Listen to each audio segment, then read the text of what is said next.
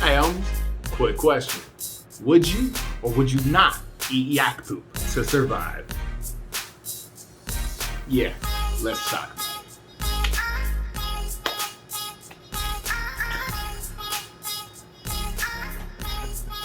It's so stupid.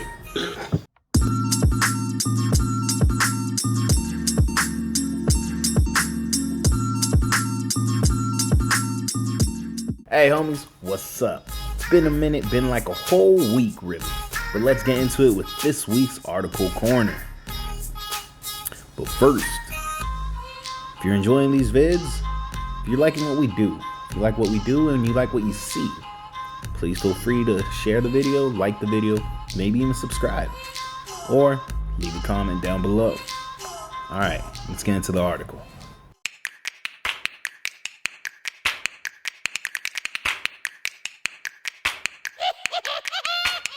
About 50 million years ago, the Indian subcontinent began to collide with Eurasia.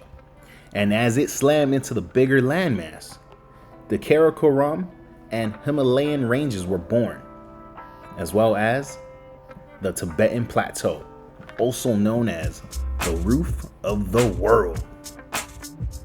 The roof of the world. That's pretty damn hard.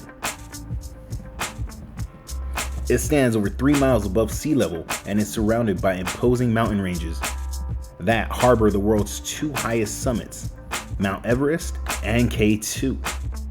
For comparison, the tallest mountain in the United States is Mount Whitney, located in California, which is 14,505 feet high. Quick conversion, that's 4,421 meters. But as you can imagine, winter on the Tibetan Plateau in Asia is unfriendly to its inhabitants. It's barren and windy, and the temperatures often dip below negative 30 degrees Celsius or 22 degrees Fahrenheit. At those temperatures, the grass that your typical herbivore would eat for survival become dry and brittle. But wait, what's this? Who's this? But wait, there's an animal brave enough to call this place home? Doesn't care about the cold? Doesn't care about the harsh food conditions? Must be some kind of beast. Yeah? Well, allow me to introduce you to the one and the only Pikachu. Alright, so it's not exactly Pikachu, but the Pika is who Pikachu was inspired by and based off of. So, it's basically the same thing. It's kind of like when you want orange juice and your mom comes home with Sunny D and you're like, well, it's not the same. Or like for some of my viewers, when your mom comes home with that Tampico and you're like, yeah, I guess that's juice. It's the same thing. But now let's distinguish really quick. Pikas come in different flavors. Today we'll be talking primarily about the Plateau Pika, not to be confused with the North American Pika. When it gets too cold, the North American Pikas stay warm by munching on stores of grass in their burrows all winter until it heats up a little bit. But not the Plateau Pikas. They eat snow cones for breakfast, lunch, and dinner. Snow cones made of yak poop. They also conserve energy by dropping their metabolism by 30%. But let's be honest, Pikas live by dropping metabolism by 30% isn't really a headline you were going to click. However, Pikachu eats poop. I know you'll click that because, well, you're basically here. Researchers reported their findings July 19th in the Proceedings of the National Academy of Sciences. Cameras at the 4 sites on the Tibetan Plateau captured the Pika's winter routine. That footage showed that Pikas often brave the cold to find food. Clearly, they're doing something fancy with their metabolism that's not hibernation, says John Speakman. He works at the University of Aberdeen in Scotland as an ecophysiologist. He studies links between the environment and how animals' bodies function. Speakman and his colleagues measured how much energy 156 individual pikas spent each day in the summer and in the winter. The team also implanted 27 animals with temperature sensors. These are sensors that sense temperature. What they found surprised them. I'm also sure that getting implanted with a temperature sensor probably surprised the pikas. Anywho, many animals that don't hibernate keep warm in the winter by using more energy. But not these pikas. These pika bad boys did the opposite. On average, in winter, they use 29.7% less energy per day. They did this in part by cooling their bodies by a couple of degrees overnight.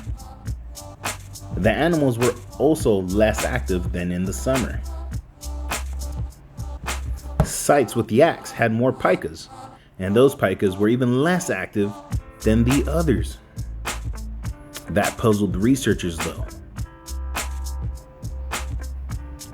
As Speakman says, we found a sort of half-eaten yak turd in one of the pika burrows. That's right. One of these little pikas was hiding a full-on half-eaten yak snow cone in their burrow. Just shiesty, not even trying to share. Eating poop can cause sickness, but yak dung can be an abundant, easily digestible meal for pikas with few options.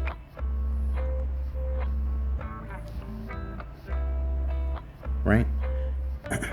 Using yak dung as a food source would greatly cut down how long pikas need to spend out in the cold. Think about it. You don't need to go forage all live long day. If the yak came by today and left a little something something on your doorstep, might not smell that great, but if you dying and starving, I bet it tastes delicious. The researchers caught pikas scarfing scat on video. Yeah, that's right. They were scarfing scat on video. Dirty little pikas. Naughty. DNA from the animal's stomach contents confirmed that the diet is common. Whether dining on dung has downsides remains to be seen, but clearly, not being too picky pays off for the pikas. Cause you know, sometimes you gotta get in where you fit and you gotta do what you could do to get by.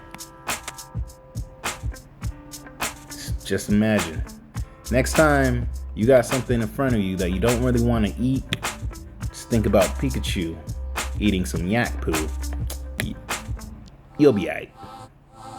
Alright homies, I'm out. But don't forget, if you like the video, you can help the channel out by clicking the like button, subscribing, maybe even think about sharing it. But now if y'all excuse me, I'm gonna go get a regular snow cone and enjoy myself till next week.